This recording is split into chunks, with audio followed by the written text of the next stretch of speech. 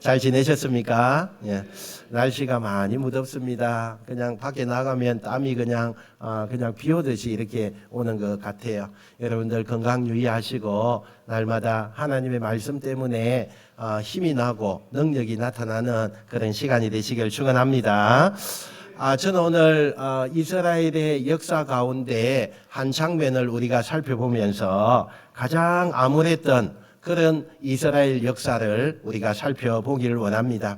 그게 바로 에스라 5장, 6장의 이야기인데 이 당시에 많은 유대인들이요, 길게는 70년, 짧게는 50년 이 정도 바벨론의 포로로 살아가게 되어집니다. 그러던 중에 주전 539년에 사람들 생각에 영원할 것 같았던 그 바벨론이 서서히 무너지게 되고 그 페르시아라고 하는 나라에 의해서 멸망을 당하게 되어집니다. 그리고 페르시아의 당시에 고레스 왕이 칙령을 내리죠. 우리 한번 그림을 한번 볼까요? 그 모든 포로들이 이제 해방되라 이렇게 이제 칙령이 내려오게 되어집니다. 그리고는 그들을 고향으로 돌려보내라. 그러면 고향에 돌아간다면 그들이 성전을 재건하게끔 건축하게끔 해라. 그래서 유대인들이요, 고향으로 70년 만에 50년 만에 고향으로 오게 되어지는 것입니다. 영원히 바벨론의 포로로 살 줄 알았는데 그 바벨론이 무너지면서 고향으로 돌아온 이 유대인들의 마음은요, 감격이 너무나 찼습니다. 그래서 참 가슴에서 나오는 그 감격을 가지고 눈물을 흘리면서 절대로 이렇게 그들의 마음이 다짐을 하게 됩니다. 이제 돌아가면 하나님을 등지고 사는 인생은 절대로 내가 하지 않겠다. 그동안에 우리의 조상들이 하나님을 등지고 살아서 우리가 이렇게 나라가 압제되어지고 종으로 살게 되고 너무나 힘들게 살았는데 이제는 우리가 절대로 하나님을 배반하지 않고 하나님의 말씀대로 살 것이다. 그리고 다시 무너진 성전을 재건하고 그 옛날에 다윗과 솔로몬 시대처럼 그 영광을 회복할 것이다. 이렇게 유대인들이 꿈을 꾸면서 기쁜 마음으로 돌아오게 되어집니다. 그래서 그들이 돌아오자마자 열정적으로 성전을 건축하기 시작하죠. 성전의 기초를 넣고 그들이 스스로 환호성을 팍 지릅니다. 그런데 그런 움직임에 위협을 느끼는 세력들이 있었습니다. 누굴까요? 50년에서 70년 동안 비어있던 그 땅에 대신 틀을 잡고 살아가던 그런 토착 세력들입니다. 유대인들이 다 포로로 끌려간 사이에 자기들이 그 땅을 차지해서 마치 자기들 땅인 양 그렇게 열심히 살아가서 지금 건설을 하고 사회를 발전시키고 그렇게 한 사람들이 있었는데 이제는 옛 주인이 돌아온 거예요. 그래서 이 땅의 주도권을 빼앗기는 것이 두려운 토착 이 세력들이 유대인들을 페르시아 왕에게 고발을 하게 되어집니다. 고발장을 썼는데 뭐라고 썼느냐? 이 유대인들이 지금 포로에서 돌아오자마자 왕에게 또 페르시아에게 반란을 일으킬 소지가 있습니다. 여러 증거들이 있습니다. 이러면서 고발장을 쓴 거예요. 그러니까 이 고발장을 접수한 페르시아 왕이 그래? 그리고는 그 고발장 내용을 믿고 성전 건축을 금지한다라는 조서를 내리게 되어집니다. 그러니까 정치적으로 완전히 이 유대인들이요 당한 거죠. 당했어요. 그래서 거기에 너무 실망을 했고 얼마 전까지는 그들의 열정으로 이 성전을 세울 것을 힘겹게 또 너무나 힘있고 즐거운 마음으로 그렇게 했는데 그 마음이 도리어 좌절과 두려움으로 바뀌게 된 것입니다. 그래서 그들은 할 수 없이 성전 건축을 포기하고 자신들의 개인의 일상 삶의 터전으로 돌아가서 그 농사를 짓고 생존에만 그리고 몰두하는 시간을 가지게 되어집니다. 그 시간이 얼마나 정도 걸리느냐? 한 16년 정도 그렇게 걸리는 거예요. 그런데 그 사이에 여러분 역사라는 게 참 우리도요 한 시대를 살면서 우리의 역사가 이렇게 소용돌이일 거라고 생각을 못했죠. 이 유대인들도 마찬가지예요. 그렇게 성전 건축을 포기하고 멈춘 지 16년이 되었을 때 페르시아 왕국이요, 그 상황이 요동치기 시작합니다. 고레스 왕의 아들이 죽게 되었고, 그래서 왕위를 둘러싼 그런 구테타와 내전이 페르시아에서 벌어지게 되는 거죠. 그런데 그 내전 기간이요, 굉장히 오랜 시간 동안에 그 왕위를 놓고 다투다가 결국에는 다리우스라고 하는 사람이 이기면서 왕위를 오르게 됩니다. 우리 사진 하나 더 볼까요? 자, 이때 영적으로 감각이 있었던 학개와 스가랴 선지자가요, 이 다리우스가 왕이 되는 것을 보면서 이제 뭔가 느낌이 오는 거예요. 우리가 그동안 성전 건축을 방해했던 그 왕조 라인이 이제는 완전히 끝나고 새로운 왕권이 들어섰다. 이때가 기회다. 이렇게 생각을 하면서 학개와 스가랴 선지자가 오늘 본문에 백성들에게 외치기 시작합니다. 여러분, 새로운 시대가 왔습니다. 여러분, 우리는 이제 다시 시작할 수 있습니다. 하나님이 우리가 성전을 건축하면 우리를 도와주실 것입니다. 이렇게 선지자들이 백성들에게 외치자 그 백성들이 마음의 감동을 받게 되고, 그 감동을 받은 사람들이 우리가 이제 성전을 건축합시다 그러면서 힘을 모아서 다시 성전을 시작하게 이야기가 오늘 본문의 이야기예요. 물론 다시 성전을 건축할 때 16년 전처럼 예상한 대로 토착 세력과 결탁한 주변의 총독들이 막 위협을 합니다. 너희들이 이렇게 허락 없이 성전 건축을 하면 어떻게 되는지 한번 보자, 이러면서 그 토착 세력들이요, 16년 전과 같이 똑같이 겁을 주면 그 성전 건축을 멈추게 될 것이다, 이렇게 생각을 했습니다. 그런데 웬일입니까? 자신들이 권력을 이용해서 그 성전 건축을 멈추게 하려고 겁을 많이 주었지만 오히려요, 그들이 큰 소리 칩니다. 뭐라고 얘기하느냐?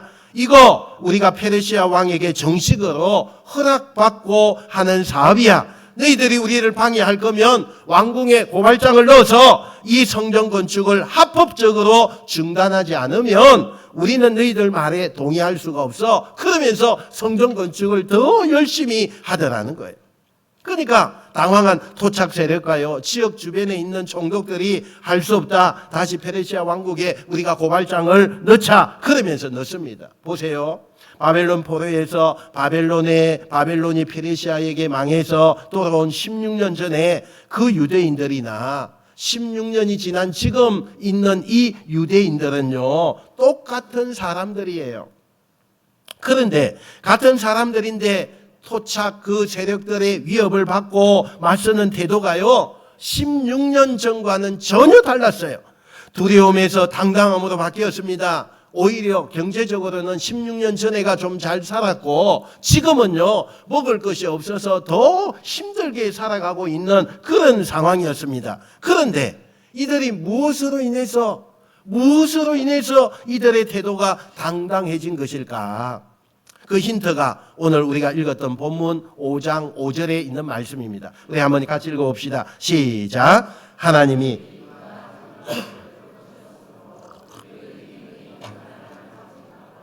이 일을 다리오에게 아뢰고 그 답장이 오기를 기다렸더라. 아멘. 여기에 중요한 포인트가 등장을 하죠. 하나님이 유다 장로들을 돌보셨으므로 이렇게 말씀을 해요. 여러분, 이게 히브리어로는 하나님의 눈이 장로들 위에 있다라는 뜻으로 되어져 있어요. 이 구절이 왜 중요하냐? 두 가지 측면에서 우리가 이 구절을 해석할 수가 있는데, 우선 성전 건축의 꿈을 가지고 다시 일어나서 공사를 시작한 이들 가운데는 하나님이 우리와 함께 하신다라는 그런 뜻이 담겨져 있어요. 더 중요한 것은요, 하나님이 그렇게 우리와 함께 하시고 지켜주신다는 그 믿음이 그들 가운데 자리 잡았기 때문이라는 거예요. 하나님이 우리와 함께 하신다, 이게 막막한 게 아니라 하나님이 우리와 함께 하신다, 정말 그 믿음의 확신이 가지게 되었다는 거예요. 16년 전에 그때는요, 감상적으로 우리가 이제 성전을 건축하자 이렇게 낭만적으로 건축을 시작했다면 16년이 지난 지금은 하나님이 우리와 함께 하시잖아 라는 믿음으로 이 성전 건축에 참여를 하니까 아무것도 두렵지 않더라는 거예요. 다시 말해서 두렵고 작은 위험에도 포기하고 숨기 바빴던 이들을 다시 당당하게 일으킨 힘이 뭐냐? 하나님이 우리와 함께 하시니 걱정이 없습니다. 이것이었어요. 여러분, 오늘 이 시대를 살아가는 저와 여러분에게 제일 필요한 게 뭐겠어요? 이 성전 건축에 하나님이 우리와 함께 하시니 우리는 아무 걱정이 없습니다. 두려움이 없습니다. 이렇게 도전했던 이 믿음이 오늘 저와 여러분 앞에 이 믿음이 나타나야 될 줄로 믿습니다.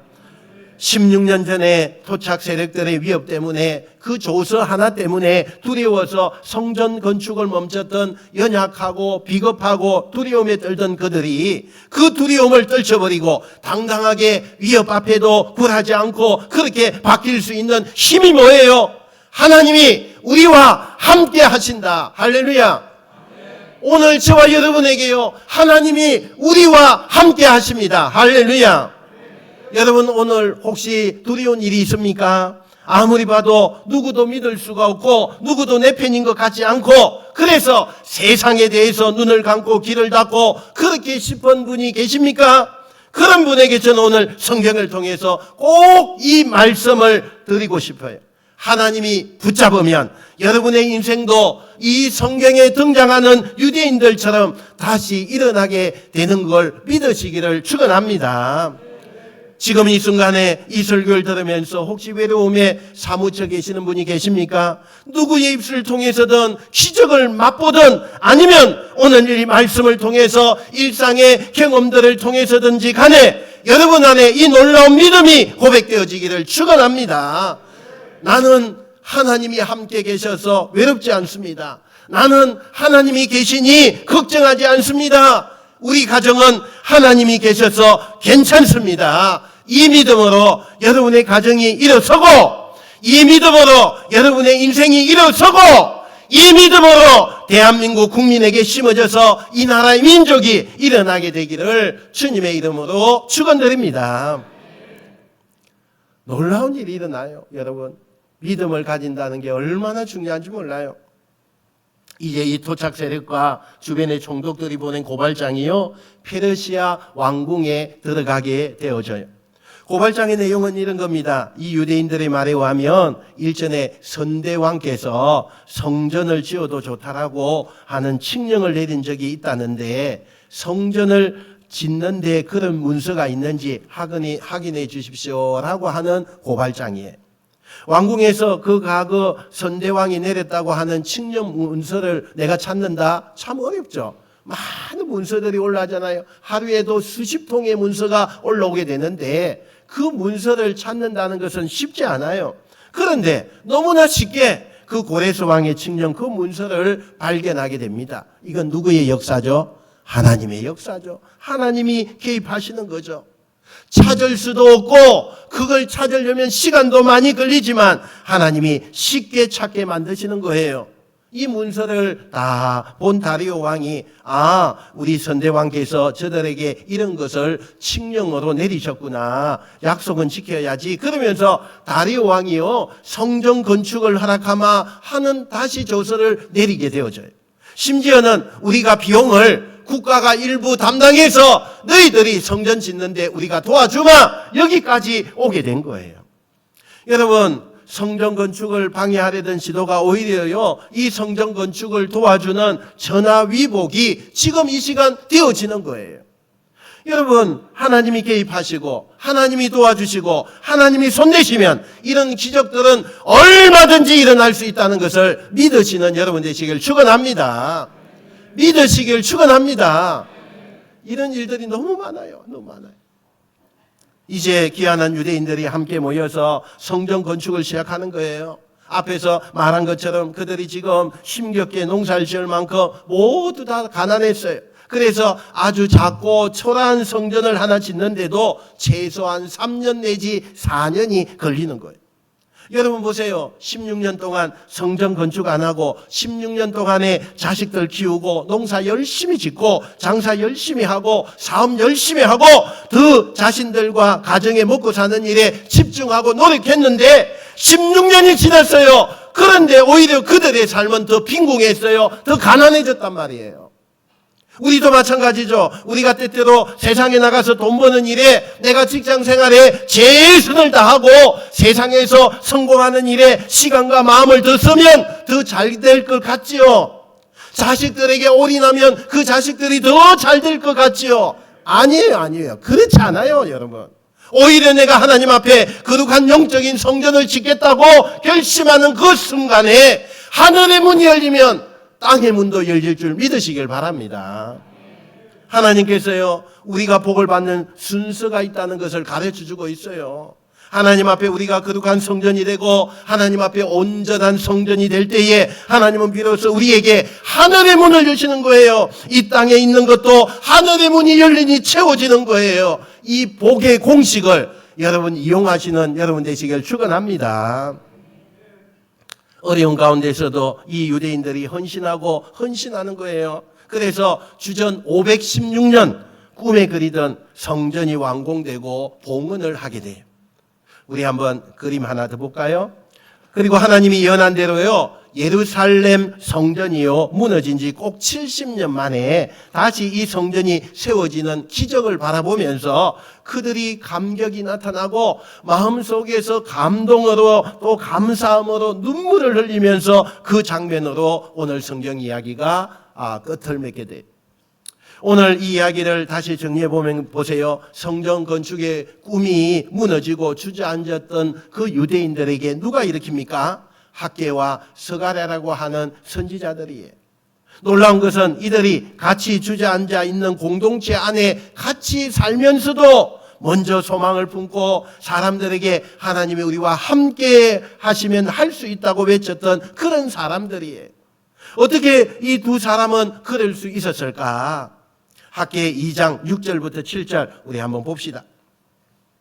자, 같이 읽겠습니다. 시작. 만군의 여호와가 이같이 말하노라. 조금 있으면 내가 하늘과 땅과 바다와 육지를 진동시킬 것이요 또한 모든 나라를 진동시킬 것이며 모든 나라의 보배가 이르리니 내가 이 성전의 영광이 충만하게 하리라. 만군의 여호와의 말이니라. 아멘.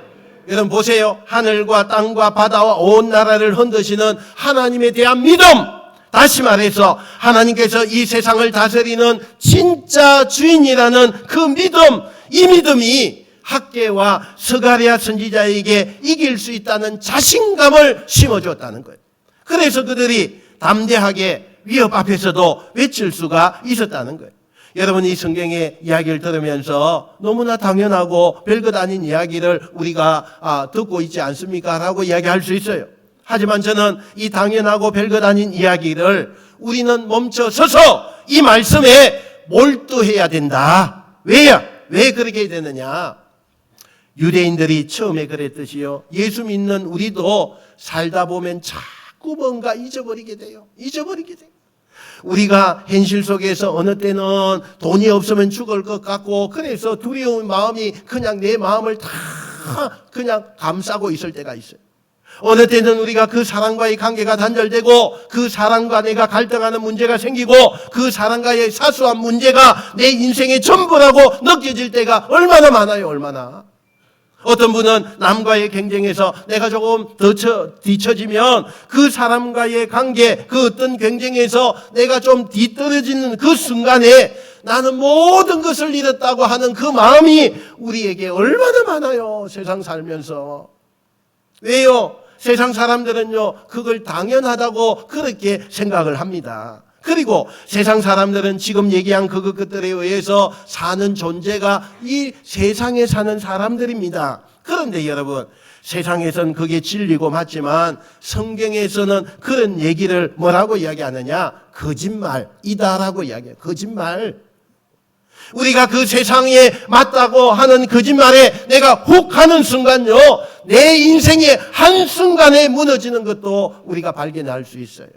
돈이라고 하는 거, 남들과의 경쟁에서 이기는 거, 그것을 인생의 행복을 준다고 생각을 하고 그것이 우리 인생의 진짜 승리를 주는 것이다라고 세상의 진리는 그렇게 말을 해요. 그러나 하나님의 말씀에 비추어 보면 이 말은요, 거짓말이에요. 거짓말이에요. 인도에 가면 팔란이라고 하는 남성이 있었대요.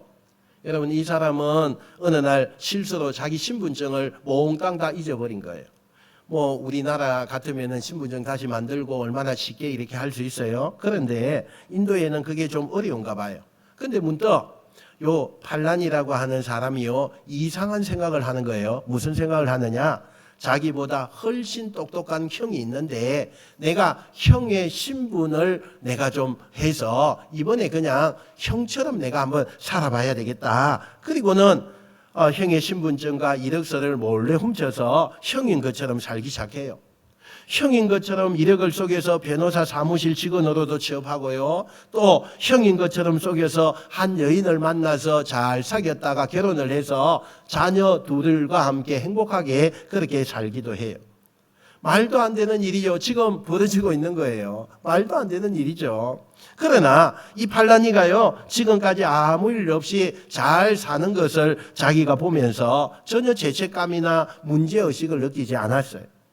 오히려 만족하는 거예요. 내가 행위라는 가짜로 사는 것이 아무 문제가 없고 나는 좀 부족하고 덜 떨어졌지만 형은 똑똑하고 뭐 좋은 것을 많이 하는 사람이었으니까 참 내가 이런 것을 내가 언제 누려볼 수 있을까 그러면서 스스로 위로하면서 그냥 살아가는 거죠.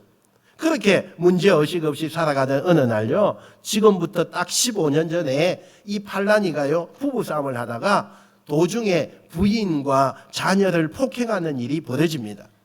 이 화가 난 아내가요, 남편을 고소하는데 당연히 아내는 남편의 이름이 형의 이름인 줄도 모르고 형의 이름으로 고발을 해요. 그래서 경찰 당국이 그 이름을 찾아가지고 진짜 형에게 와서 그리고는 신문을 하게 되는데 이 과정에서 진실이 드러나게 되는 거예요. 이때부터 분노한 경찰이 이 팔란이를 추적하게 되고 눈치챈 이 팔란이는 도망을 다니기 시작합니다. 몇 년 동안? 15년 동안. 그러다가 작년 11월에요. 결국 붙잡혔어요. 현재는요, 사기죄로 재판을 받고 있습니다. 여러분, 이 팔란이는 지난 20년간 사기, 사법기관, 직장, 심지어는 자기의 형과 아내까지도 기가 막히게 속이면서 많은 것을 얻어왔어요. 한순간에 그 많은 것들을 얻은 것이요, 다 잃게 되고 밑바닥의 인생이 되고 만 거예요. 이 남자의 인생이 무너진 이유가 도대체 뭡니까? 일단 거짓말한 게 문제였죠. 하지만 더 근본적으로 보면 돈과 명예를 주인 삼아 살았던 게 문제가 되는 거예요. 여러분, 세상이 주는 방식대로 돈이 있으면 어깨가 올라가고 또 명예가 있으면 내가 세상 모든 걸 다 가진 것처럼 그렇게 생각을 하다가 그것이 없으면 세상 모든 것을 다 잃은 것처럼 좌절하고 낙심하는 것, 그것이 진짜로 여러분 그렇게 사는 게 맞다고 생각하십니까? 여러분, 성경적으로 좀 들어가 보세요. 돈과 권력과 명예, 세상 사람들 앞에 내가 자랑할 것 없고 그것이 설사 나에게 있다가 없어져도 여러분 절대로 좌절할 것 없어요. 좌절할 거 없습니다. 왜요? 이 땅에 온 우주를 다스리시는 진짜 주인은 하나님이시기 때문에 그렇다는 사실이에요. 이 어려운 때에 우리가 사람을 의지하거나 여전히 세상의 방식을 진리처럼 따라가는 사람이 아니라 이 어려울수록 우리는 더욱더 하나님을 의지하는 사람이 되어야 될 줄로 믿습니다. 그럴 때에 안 될 것이 되는 거예요. 같은 일도 안 될 것 같은데 되는 일이 일어나는 줄로 믿습니다. 저와 여러분 안에 진짜 주인 되신 하나님을 우리가 믿을 때요, 죽었던 인생이 일어나게 되는 것입니다. 우리를 통해서 하나님의 꿈이 이루어지는 기적이 일어나게 되기를 주님의 이름으로 축원드립니다. 저는 가끔요, 길을 가다 보면 우리 그림 하나 보여줄까요? 그 딱딱한 보도블록 사이에 그리고요, 참 예쁘고 그런 꽃이요 피는 것을 한 번씩 보게 돼요. 그곳에도 하나님이 창조하신 생명이 숨쉬고 있는 거예요. 우리가 상식적으로 봤을 때는 저곳에 꽃이 필 곳이 아니에요. 그럼에도 불구하고 그 꽃이요 참 아름답게 피어 있는 것을 보잖아요. 저는요 우리가 사는 이 세상이 그렇다고 생각해요. 사람들 눈에는 망한 것 같고 죽은 것 같고 절망적인 것 같지만 알고 보면 하나님은 그곳에도 희망을 만들고 계시고 생명의 일을 이루고 계신 줄로 믿습니다. 그러므로요 세상이 어떻게 요동하든 우리는 하나님을 제대로 믿으면 되는 거예요. 여러분 두 가지 기억하세요.